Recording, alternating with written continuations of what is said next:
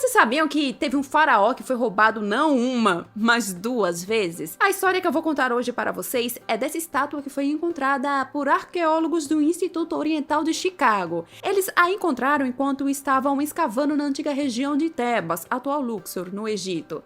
Ela tem mais de 5 metros e pesa cerca de 6 toneladas, e apesar de ter o nome de um faraó chamado Horemheb, essa estátua tem as características faciais do faraó Tutankhamon. E pode parecer estranho, mas às vezes olhamos tanto para os rostos dessa galerinha do passado, que sim, tem como a gente reconhecer os rostos deles. Então o fato dessa estátua ter o rosto de um, mas o nome de outro, levantou o sentido miranha dos arqueólogos. Como eu já falei, ela tem cerca de 5 metros de altura, o que a torna a maior estátua de origem egípcia a estar nos solos das Américas.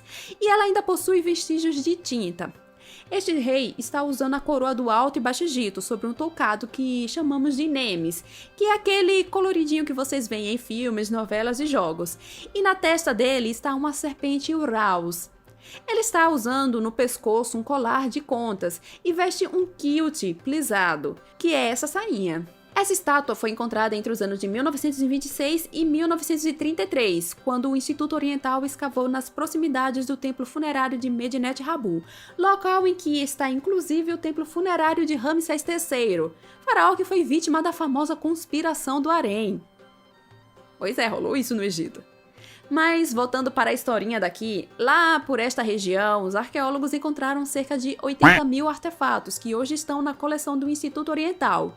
E um dos artefatos encontrados foi essa estátua colossal, mas que anteriormente estava quebrada, sobrando somente 3 partes: a cabeça, a coroa e o torso. E tem outra revelação aqui. Na verdade, foram encontradas 2 estátuas do tipo, e que são quase idênticas. A mais completa está no Museu Egípcio do Cairo, e após as análises dos artefatos, se descobriu que ambas estavam em um templo funerário bem anterior ao templo funerário de Medinet Habu, que é o do faraó Ramsés III. E quando as peças chegaram à sede do Instituto lá em Chicago, foram montadas sobre uma estrutura metálica, e essa estrutura reproduz o tamanho das suas antigas pernas e base.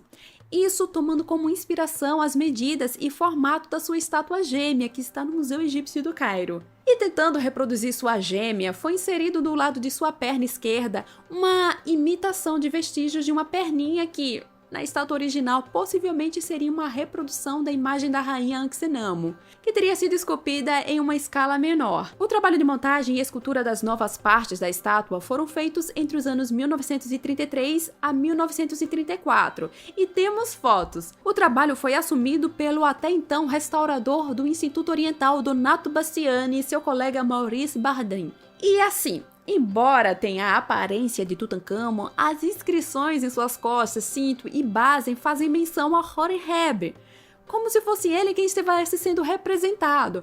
Mas quando os pesquisadores olharam de perto e com cuidado, viram que o nome de um tal de Ai estava sob o nome de Horemheb. E é aqui que a confusão começa. O templo funerário em que ela foi encontrada pertence ao Ai e ao Horemheb, ao menos olhando a superfície, mas a história sob a areia é outra bem diferente. Os arqueólogos, após analisar tudo o que encontraram com mais cuidado, descobriram que aquele templo funerário na verdade pertencia a Tutankhamon. Então o que aconteceu foi o seguinte: o templo funerário, assim como as estátuas, foram usurpados após a morte de Tutankhamon pelo seu sucessor Ai, e depois pelo faraó Horemheb, que por sua vez era o sucessor de Ai.